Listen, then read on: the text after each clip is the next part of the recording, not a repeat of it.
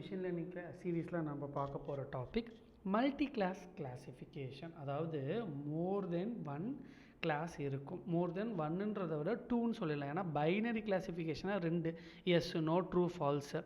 Multi கிளாஸ்னால் more than two. இப்போ இந்த எக்ஸாம்பிளில் பாருங்களேன், 3 கேட்டகரி இருக்குது. A category, B category, C category.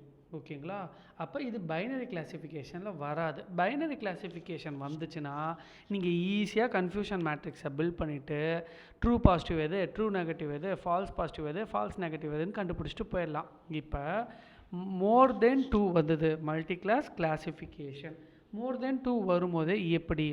As usual நம்ம ஃபார்முலா படி லெஃப்ட் சைடில் ஆக்சுவல், மேலே ப்ரெடிக்டட்.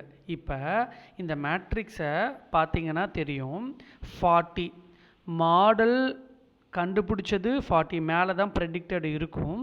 மாடல் கண்டுபிடிச்சது 40, ஆக்சுவலாக அது 40, அது கரெக்டு. இது ட்ரூ பாசிட்டிவ் கேட்டகரியில் போயிடும். அப்புறம் இந்த சைடு வந்தீங்கன்னா மாடல் கண்டுபிடிச்சது பி, பட் ஆக்சுவலாக அது ஏ. அப்படிங்கும் போது இது என்னவா உனக்கு மாறிடும் அப்படின்னா, நான் ஃபால்ஸ் பாசிட்டிவ்னு சொல்லிடுவேன், சாரி ஃபால்ஸ் நெகட்டிவ்னு சொல்லிடுவேன். ஏன்னா தப்பாக கண்டுபிடிச்சிருச்சு, ஏக்கு பதிலாக பியை கண்டுபிடிச்சிருச்சு. அப்போ அது நெகட்டிவ், ஆனால் அது கண்டுபிடிச்சது ஃபால்ஸ் தான். கரெக்டாக?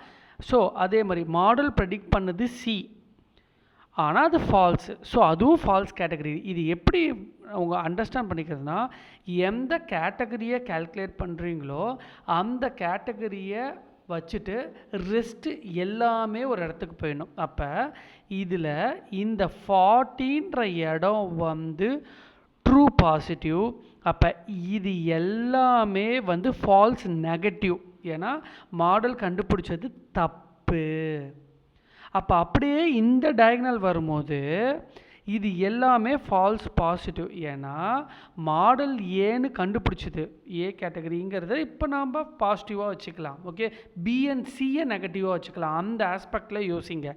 ஏவை என்னவா வச்சுக்கிறேன், பாசிட்டிவ்னு வச்சுக்கிறேன், பி அண்ட் சியை நெகட்டிவ்னு வச்சுக்கிறேன். ஸோ அப்போ மாடல் கண்டுபிடிச்சது B category, sorry A category, but ஆக்சுவலாக அது பி. அப்போ ஃபால்ஸ் பாசிட்டிவ். ஏன்னா ஏவை தான் நான் பாசிட்டிவ்னு வச்சுருக்கேன். அதே மாதிரி சி. அப்போ இந்த டயகனல் ஃபால்ஸ் பாசிட்டிவ், 4ம் 2ம், இந்த 5ம் 3ம் ஃபால்ஸ் நெகட்டிவ். ரெஸ்ட் இருக்கிறது எல்லாமே ட்ரூ நெகட்டிவ். தேங்க்யூ.